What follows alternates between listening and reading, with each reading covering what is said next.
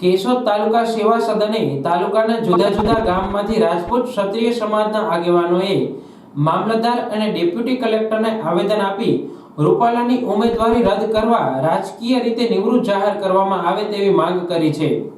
આ અંગે મળતી વિગત મુજબ થોડા સમય પહેલા કેન્દ્રીય મંત્રી પુરુષોત્તમ રૂપાલાએ એક નિવેદન કર્યું હતું, જેના વિરોધમાં ક્ષત્રિય સમાજે તેમની મર્યાદાઓનું અપમાન કરી રૂપાલા દ્વારા ક્ષત્રિયોના ગૌરવવંતા ઇતિહાસ બાબતે મન ફાવે તેવો વાણી વિલાસ કરી તેમના સમાજનું અપમાન કરવામાં આવ્યું હોય તે બાબતે રોષ ફાટી નીકળ્યો છે, જેને લઈ એક આવેદન આપવાના કાર્યક્રમમાં ક્ષત્રિય સમાજ કેશોદ તાલુકા રાજપૂત સમાજ પ્રમુખ, કેશોદ તાલુકા યુવા સંઘ પ્રમુખ, કેશોદ તાલુકા રાજપૂત કરણી સેના પ્રમુખ, રાજપૂત સમાજ મંત્રી તેમજ યુવા પાંખ ઉપપ્રમુખ સહિત જુદા જુદા સંગઠન અને જ્ઞાતિ આગેવાનો ઉમટી પડ્યા હતા।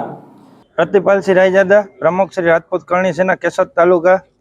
હાલમાં રાજકોટ લોકસભાના ઉમેદવાર પરસોત્તમભાઈ રૂપાલા દ્વારા એક સભામાં ક્ષત્રિય સમાજના અભદ્ર ટિપ્પણી કરેલ, બેન દીકરીઓ વિશે અભદ્ર ટિપ્પણી કરેલ, તેના અનુસંધાને આજરોજ કેશોદ તાલુકા રાજપૂત સમાજ, કેશોદ તાલુકા રાજપૂત યુવા સંઘ, કેશોદ તાલુકા કરણી સેના મામલતદાર કચેરીએ આવેદન પાઠવવા આવ્યા છીએ કે ગુજરાતમાં સમગ્ર ક્ષત્રિય સમાજમાં રોષ આક્રોશ હોવાથી આ લોકસભાના ઉમેદવાર પરસોત્તમભાઈ રૂપાલાની ટિકિટ રદ કરવામાં આવે, અન્ય તો ટિકિટ રદ કરવામાં નહીં આવે તો આનાથી પણ ઉગ્ર આંદોલન કરવામાં આવશે।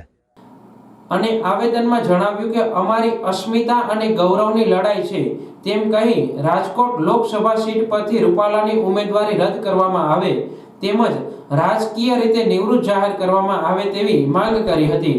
કોઈ અનિચ્છનીય બનાવ ન બને તેથી આચાર સંહિતાને ધ્યાને રાખી આવેદન વખતે પોલીસ કાફલો પણ તૈનાત રહ્યો હતો।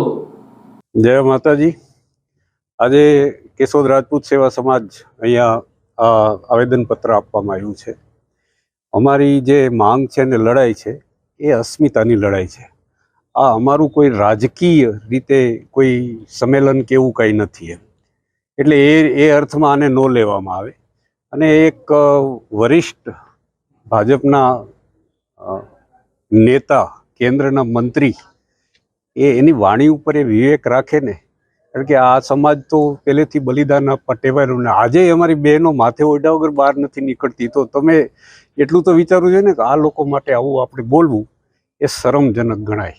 એટલે અમને એની શરમ છે એ જે બોલ્યા એની, અને અમારી આ લડાઈ નથી રાજકીય નથી સામાજિક, અમને બસ વાંધો એ જ છે કે આ માણસે આવું ન બોલવું જોઈએ, એટલે એને તમારે હટાવી લેવા જોઈએ ત્યાંથી, અમારી એટલી જ માંગ છે। જય માતાજી।